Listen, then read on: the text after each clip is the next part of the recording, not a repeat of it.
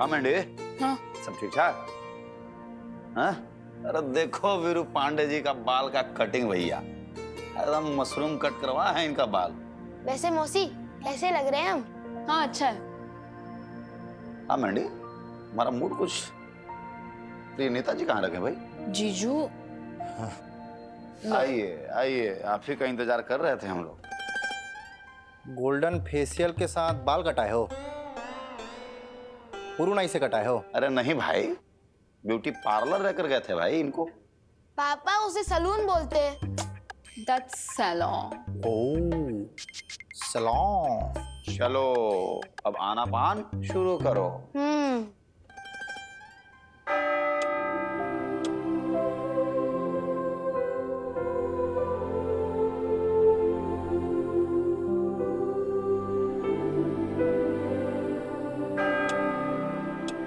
भवतु सब मंगलम। साधु साधु। साधु।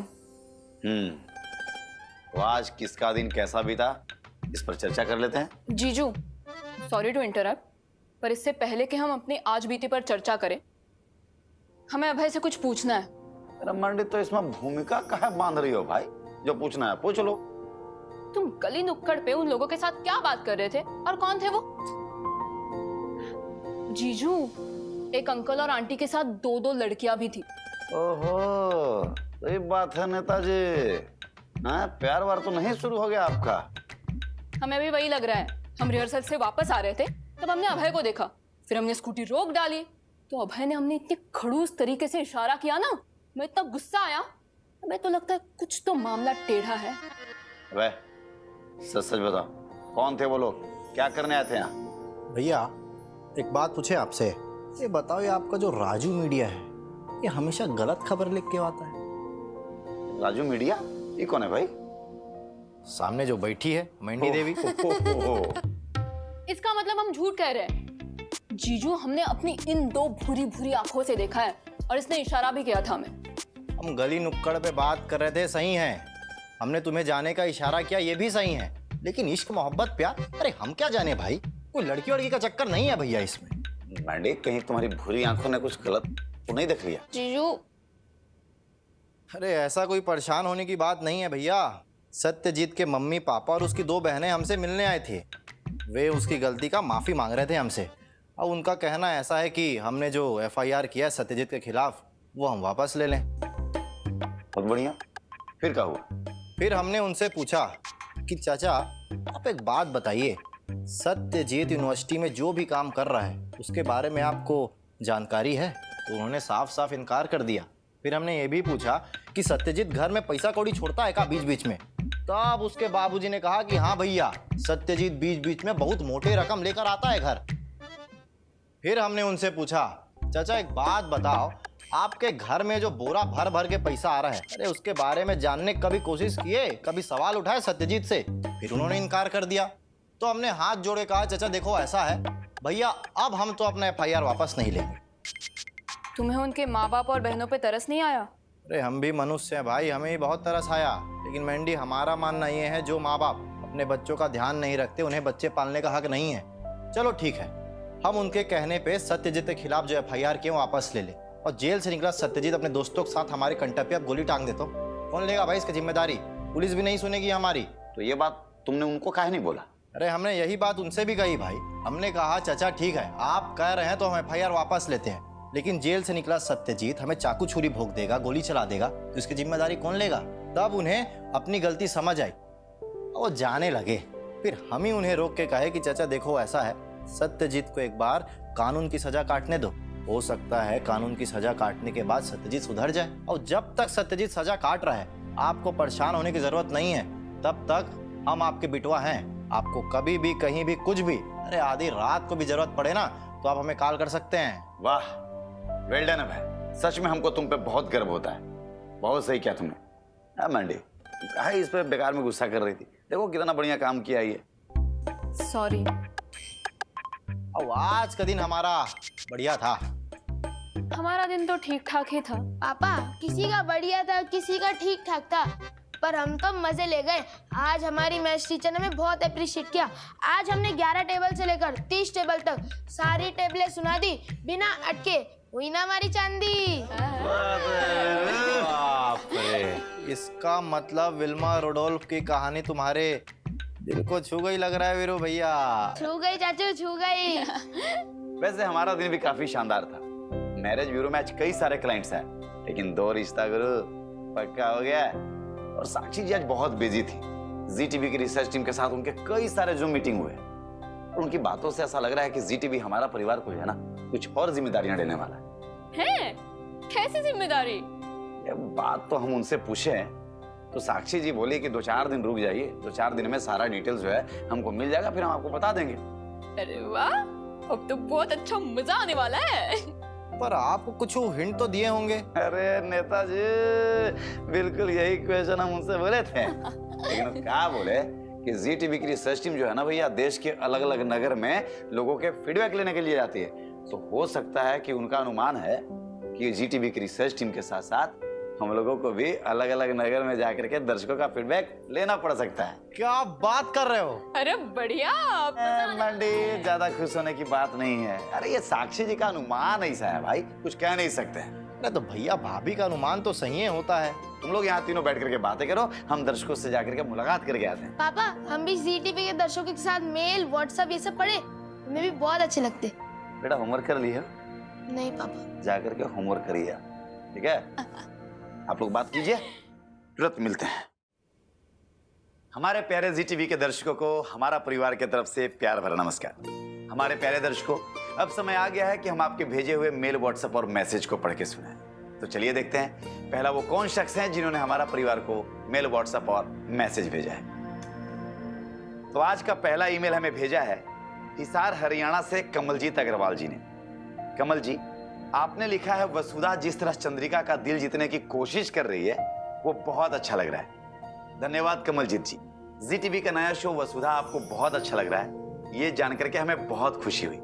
इसी प्रकार आप जुड़े रहिए जी टीवी के साथ और भेजते रहिए अपना सराहना, अपनी शिकायत, अपने प्रशंसा और अपने विचार। बहुत शुक्रिया आपका। अगला मैसेज हमें भेजा है अहमदाबाद गुजरात से दिशा वर्मा जी ने। दिशा जी, आपने लिखा है, आप भाग्य लक्ष्मी में जिस तरह निगेटिविटी दिखा रहे हैं वो अच्छा नहीं लग रहा।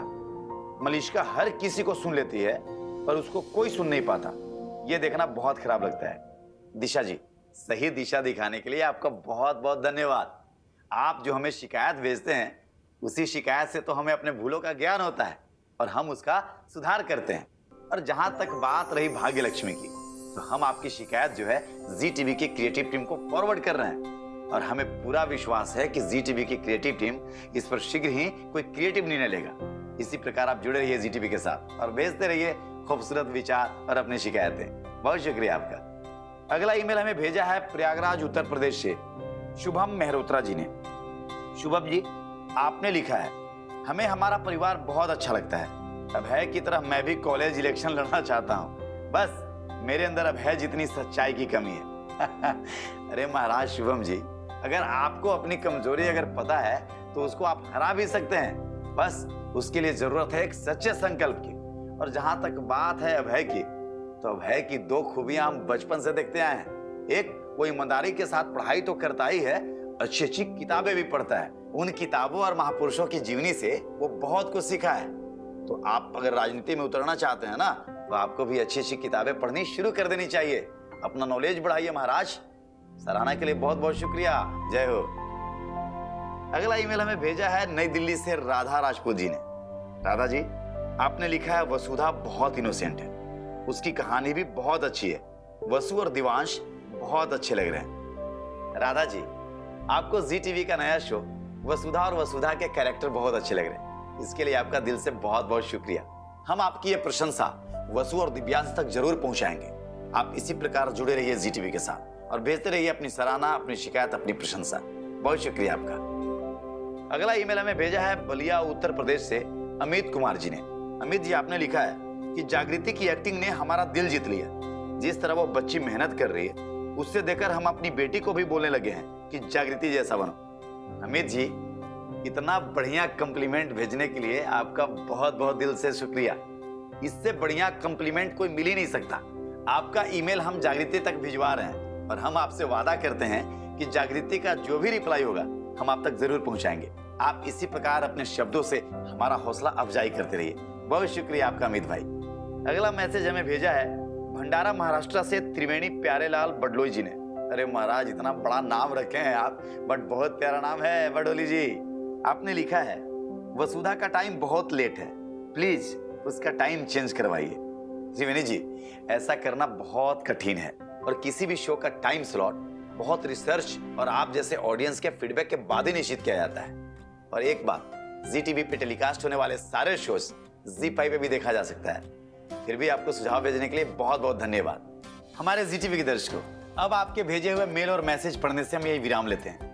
आप जुड़े रहिए जी टीवी के साथ और भेजते रहिए अपने सुझाव, अपनी शिकायत, अपनी प्रशंसा और अपने विचार, साथ ही साथ वीडियो मैसेज हमारा परिवार के ईमेल और व्हाट्सएप पर। हमारे प्यारे जी टीवी के दर्शकों, चलिए अब हम आपको आज शाम जी टीवी पर प्रसारित होने वाले सभी शोज की फटाफट से जानकारी दे देते हैं। तो छलकियां देखने के लिए दिल एक्साइटेड हुआ? आइए देखिए शाम 7 बजे शो रब से है दुआ। देखते हैं इस शो की कुछ झलकियां। अच्छा, वो कौन है? वो औरत, उसका चेहरा दिख जाए तो पता चले कि वो है कौन। लाइट ऑफ कैसे हुई? ट्रिपर खराब हो गई, आदमी सही कर रहा है, थोड़ी देर में लाइट आ जाएगी। ऐसा कैसे हो सकता है? लाइट ऑफ होने से पहले वो औरत फरहान के कमरे के आसपास ही थी, अचानक से वो गायब कहाँ हो गई? ये यहाँ क्या कर रही है? ये कौन है? शायद ये वही सुराग है जो हमें फरहान के कातिल तक पहुंचाएगी। शाम 7:30 बजे प्रसारित होगा शो कैसे मुझे तुम मिल गए। आइए देखते हैं इस शो की कुछ झलकियां।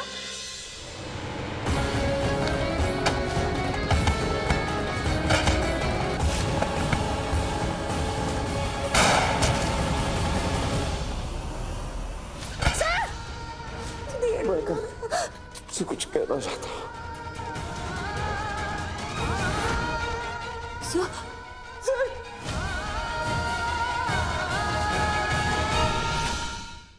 रात 8 बजे देखिए एक शानदार जबरदस्त शो भाग्य लक्ष्मी।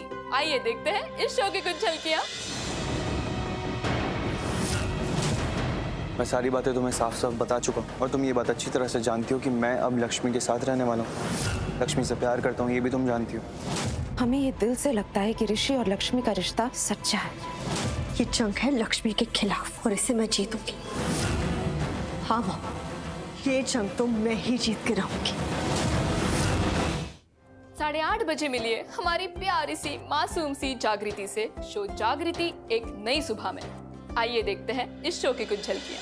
वो हिरण जैसे तेजी से कहाँ भागे जा रही है? हम स्कूल जा रहे हैं। हम ना खूब अच्छे से पढ़ाई करके खूब सारा शिक्षा लेके एक दिन ना माँ जैसा जज मैडम बनेंगे। हमको शिक्षा का अधिकार शिक्षा वाले काकी ने दे दिया है, तो बस हमको हमारा अधिकार चाहिए। स्कूल में दाखिले के लिए सबसे पहले तुम्हारे माँ बाप को स्कूल में आना होगा।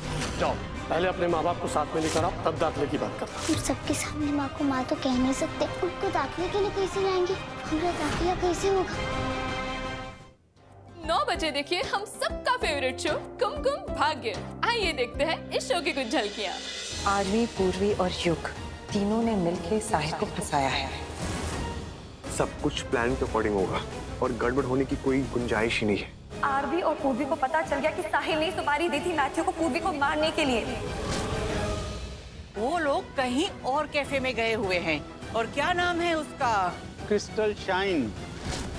रात 9:30 बजे देखिए जाने अनजाने हम मिले। आइए देखते हैं आज इस शो में क्या नया होने वाला है। सीनियर मैनेजमेंट तुम्हें आपकी आवाज से निकालना चाहते हैं। अभी से ही आपकी आवाज का हिस्सा नहीं है।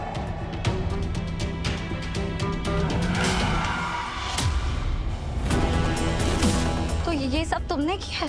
हाँ, ताकि तुम समझ सको कि मुझ जैसे आदमी से शादी करने से अगर नए दरवाजे खुल सकते हैं तो शादी ना करने से पुराने दरवाजे बंद भी हो सकते हैं। तुम्हें अंदाजा नहीं है रीत चौधरी, तुमने किससे टकराने की कोशिश की है। रात 10 बजे देखिए शो कुंडली भाग्य। आइए देखते हैं इस शो की कुछ झलकियां। कौन हो आप? कौन हो आप? क्योंकि ये तुमसे उम्र में बड़ी है, तुम्हारी माँ जैसी। इनकी इज्जत करो। माँ जैसी है, तुम्हें क्या करूं? Not my problem.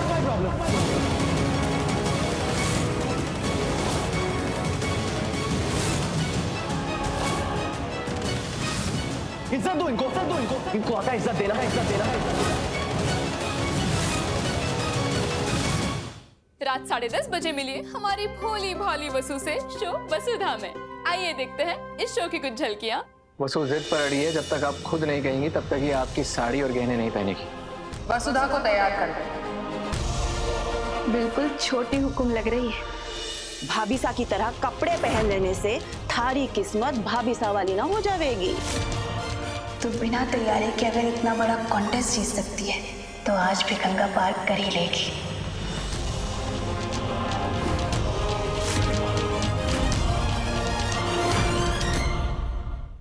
हमारे प्यारे जी टीवी के दर्शकों, आपके भेजे हुए सुझाव पर अमल करते हुए जी टीवी ला रहा है 3 दिसंबर से एक नया शो। बस इतना सा ख्वाब है। आइए देखते हैं इस शो का प्रोमो। नाश्ता खाना सब रेडी है। मम्मी जी आज काम का पहला दिन है। इस उम्र में अब रसोई संभालनी पड़ेगी। नहीं मम्मी जी, हमने सब रेडी कर दिया है। अब तो मिसेस की भी नेम प्लेट लगानी पड़ेगी। जरूर लगेगी, लेकिन आपके नाम के, अपने नए घर के बाहर। मम्मी किसी ने भी आपको गुड लक नहीं किया ना? कोई बात नहीं बेटा, जिस दिन वो समझ जाएंगे साथ आ जाएंगे। पूरे करने हैं उसे अपनों के सपने, लेकिन क्या साथ देंगे उसके अपने? बस इतना सा ख्वाब बहुत जल्द जी टीवी और जी5 पर। बस इतना ही नहीं, आपके लिए एक और सरप्राइज है।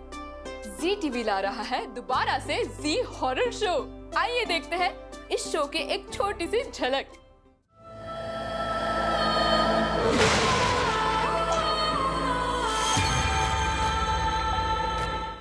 अच्छा, महादेव महादेव महादेव। असंभव। असंभव है चाचू। पॉसिबल ही नहीं है। Seriously not possible. क्या बात है भाई, इतना सन्नाटा क्यों है? अरे हम सब मिलके ना सत्यजीत के मम्मी पापा के बारे में बात कर रहे थे कि ऐसे नालायक औलाद अपने माँ बाप को कितना दुख देते हैं भैया। हमारा मानना है कि जो बच्चे बिगड़े होते हैं ना, उनको बिगड़ने में सबसे बड़ा हाथ जो होता है ना, माता पिता का होता है। अब एक बात बताओ, सत्यजीत जो बचपन में गलती कर रहा था, अगर उसके माता पिता उस समय उसको अगर रोके होते तो आज न तो सत्यजीत जेल में होता और न उसके माता पिता को इतना दर दर भटकना पड़ता। 100% की बात जीजू। पूरे 10 में से 10 गुण आपको प्राप्त हो चुके हैं। तो इसी 10 में से 10 गुण वाली बात पे एक बढ़िया सी कहानी हो जाए भैया। तो कहा है ना, आजकल कहानी सुन के बहुत मजा आता है हमें। हमारा खाना हजम नहीं होता बिना कहानी के। चलिए शुरू कीजिए फिर। तो करते हैं शुरू। ध्यान से सुनो सब। बहुत समय पहले की बात है, एक गांव में प्रसादी बाबू का बहुत ही सम्मानित परिवार रहता था। प्रसाद बाबू का एक छोटा बेटा था,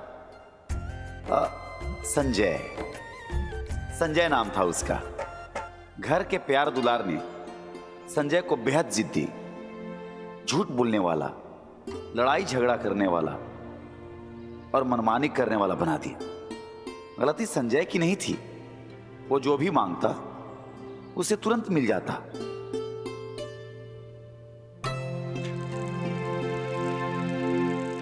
बड़े होते होते मिलना उसे अपना अधिकार समझ लिया और न मिलने पर लड़ता झगड़ता, जिद और मनमानी करता। धीरे धीरे प्रसाद बाबू का सारा परिवार संजय से परेशान हो गया। किसी के समझाने का कोई फायदा नहीं था। तब प्रसाद बाबू संजय को लेकर मेरी दादी के पास आए। दादी ने जब सारी बात सुनी और 5 साल के संजय से बात की तो उन्होंने तुरंत कहा, प्रसाद बाबू, गलती मिट्टी की नहीं कुमार की है। मैं राम जी का नाम लेकर कोशिश करती हूँ। जब हमारी दादी ने संजय को समझाया तो संजय ने अपनी सारी गंदी आदतें छोड़ने का वादा किया, पर छोड़ी नहीं। हमारी दादी उसका पूरा उपचार करना चाहती थी। इसलिए एक दिन प्रसाद परिवार संजय को दादी के पास ही छोड़ के चला गया। दादी ने दिन भर संजय को बहुत प्यार से अपने पास रखा। संजय भी बहुत खुश था। शाम को दादी टहलने जाती थी तो उस दिन संजय को भी साथ लेकर गई। रास्ते में एक छोटा सा पत्थर पड़ा था। दादी ने संजय से कहा, संजय, क्या तुम इस पत्थर को रास्ते से उठा के किनारे रख सकते हो? संजय ने हंसते हुए पत्थर उठा के किनारे रख दिया। दादी ने संजय की बहुत तारीफ की। अपनी तारीफ सुन के संजय खुश था पर तभी थोड़ा आगे एक और बड़ा पत्थर दिखा। दादी ने उसे भी हटाने को कहा। संजय वो पत्थर हटाने के लिए लपक पड़ा, पर वो पत्थर भारी था। थोड़े परिश्रम के बाद संजय ने भारी पत्थर भी उठा के किनारे रख दिया। इस बार दादी उसकी बहुत तारीफ की, पर थोड़ा आगे चलने पर एक बहुत बड़ा पत्थर रास्ते पर रखा था। दादी के कहने पर संजय ने बहुत कोशिश की, पर वो पत्थर को हिला भी ना पाया। जब संजय हताश हो गया तो दादी उसके पास गई। दादी ने कहा, संजय, तुम अपनी पूरी ताकत लगा के भी इस पत्थर को उठा नहीं पाए। बुरी आदतों के साथ भी ऐसा ही होता है बेटा। जब बुरी आदत नई नई होती है तो छोटे से पत्थर की तरह उसे जिंदगी से हटाया जा सकता है, परंतु जब बुरी आदतें पुरानी हो जाती है तब उन्हें इस बड़े पत्थर की तरह हटाना असंभव हो जाता है। अब फैसला तुम्हें करना है, तुम जीवन भर बुरी आदतों के साथ रहना चाहते हो अथवा उन्हें अपने जीवन से दूर हटाना चाहते हो। बात संजय को समझ में आ गई और कुछ ही दिनों बाद उसने बुरी आदतें छोड़ने का फैसला कर लिया। और कुछ ही दिनों बाद संजय एक अच्छा बच्चा बन गया। कैसी लगी कहानी? दादी माँ ने बहुत अच्छा उपचार किया भैया संजय का।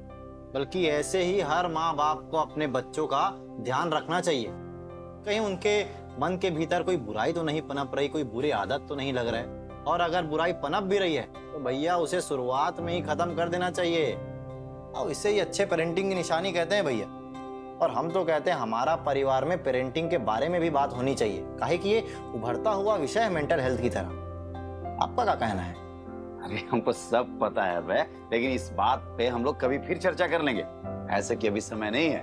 तो हमारे प्यारे जी टीवी के दर्शक, आज बाजी हमारी है। ये क्या मतलब? बाजी मारेंगे, दर्शक को सुनाएंगे जो आप रोज सुनाते हो। रुकिए रुकिए रुकिए, हम चले, ठीक है? कांच के प्लेट में नींबू का अचार है, बुढ़ा बीमार है, बूढ़ी परेशान है, आजा मेरे डॉक्टर, तेरा इंतजार है। आप आउट हो गए, विजेता है अभय। यार मेंढिया तुम मिली हो अभय से। हाँ भैया, आज के लिए बस इतना ही। कल हम आपसे फिर मिलेंगे। आप इसी प्रकार अपने शिकायत, सुझाव, सराहना हमारा परिवार के ईमेल और व्हाट्सएप पर भेजते रहिए। वो कहा है ना भैया, आप जो ईमेल और व्हाट्सएप भेजते हैं उनमें से हम निकालते हैं लकी ड्रा, और उस लकी ड्रा के विनर को दर्शक के रूप में बुलाते हैं हमारा परिवार के बीच। तो कल हमारा परिवार के बीच आ रहे हैं लकी दर्शक। हम उनसे खूब सारी बातें करेंगे, कुछ अपनी कहेंगे और ज्यादा उनकी सुनेंगे। आप ऐसे ही जुड़े रहिए जी टीवी के साथ, क्योंकि प्यार से भरा संसार दिखाएगा हमारा परिवार।